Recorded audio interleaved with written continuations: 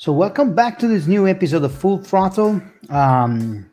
Today, we are going to talk about new rules for 2021, or let's say starting from 2021 season for Formula One. This is a news that came out, let me say, more or less yesterday, so May the 28th. And this is honestly something that really came out in some way suddenly, I would say. We knew that something was coming along the way, but we actually expected just the budget cap thing and nothing more, honestly. But at the end, what came out is a complete new set of regulations for next year, mostly. Apart from the aerodynamics thing that it's starting from this year, and I really think that it's a good thing for us to talk a little bit about it. I think this is a very game changer and a very it really changed the way that Formula One is delivered as a show, as an entertainment, and also as a sport. And I'm not saying about and I'm not saying entertainment just because I used the wrong term. I actually think that this is very these are changes that has been made because Liberty Media really wants to create a sort of entertainment product for masses, actually. So basically the idea is not just having a sport, but transform the sport and transform this competition and this league into something that can entertain people that actually watch races. And before having some thoughts about it, just let's recap what happened, and see exactly what has been announced, and then I have some thoughts about it, and I would like to share. First of all, budget cap has been lowered. The initial news was about having a budget cap of 175 millions dollar per year.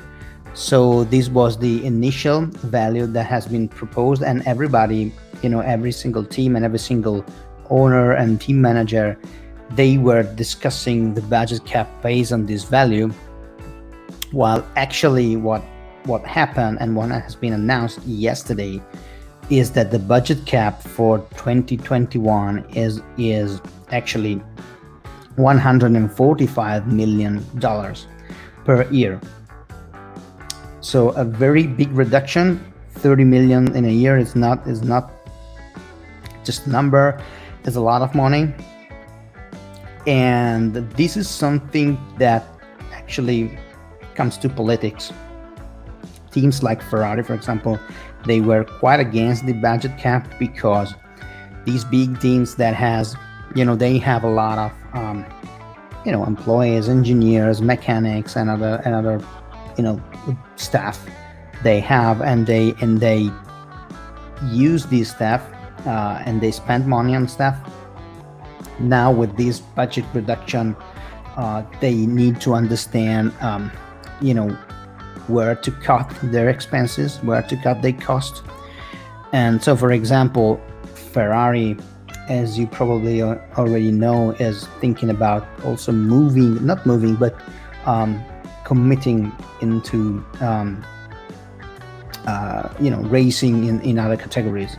There's lots of rumor about Ferrari going to IndyCar to race in America, maybe just as a engine supplier, or with a proper team. There are other rumors about Le Mans or GT series.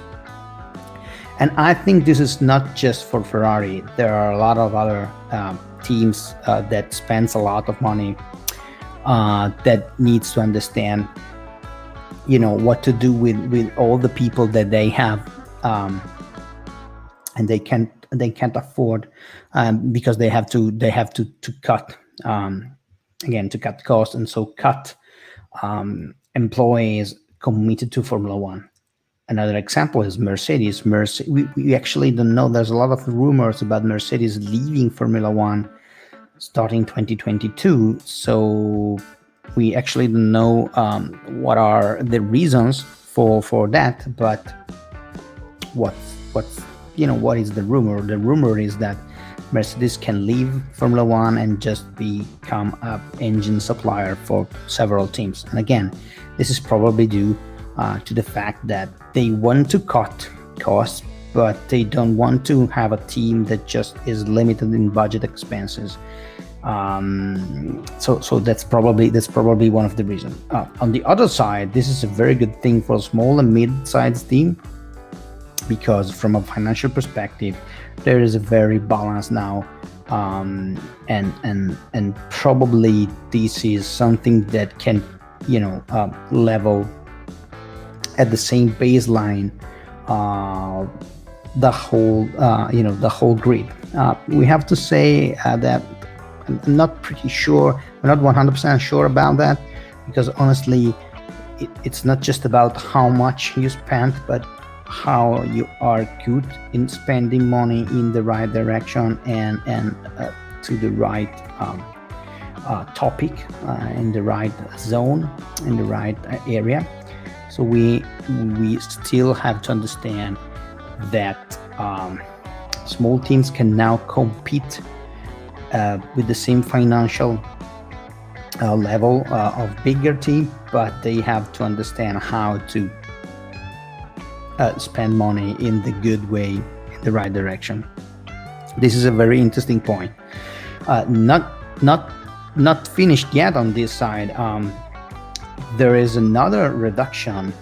Actually, the reduction in budget cost in budget cap is not just for the 2021 season, but it's in 3 years. So it's 145 million in 2021, 140 million in 2022, and 135 million in 2023. So there is a step in lowering the budget cap, mostly because, as we were saying before, there are teams that actually they are pretty big, and they have to understand how to reduce their the number of people committed to Formula One. So it's very important on their side, to have some time to understand where to relocate all of these people. So this is a very, it's like a revolution in Formula One. We never had a budget cap. I'm a pretty big fan of the salary cap, a budget cap in many sports. So, for example, in American sports, this is a very common thing. So I think this is a good approach.